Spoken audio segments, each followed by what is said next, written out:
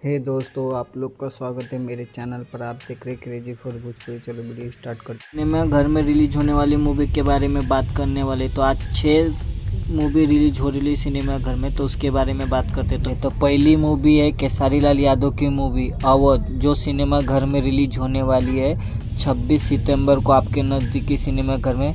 ऐसा ही अपडेट पाने के लिए मेरे चैनल को सब्सक्राइब करके रखो। भोजपुरी का हर खबर सबसे पहले मेरे चैनल पाता। सेकेंड मूवी है नौ देवी नौ दुर्गा, ये भी 26 सितंबर को आपके नज़दीकी सिनेमा घर में रिलीज होने वाला है। उसके बाद है खेसारी लाल यादव के अगले महीने भी रिलीज होने वाला है। पहली मूवी है सीरीज 420, जो आपके नज़दीकी सिनेमा घर में छठ अवसर पर रिलीज होने वाली है। दूसरी मूवी है गॉडफादर, वो भी आपके नज़दीकी सिनेमा घर में रिलीज होने वाला है अगले महीने में।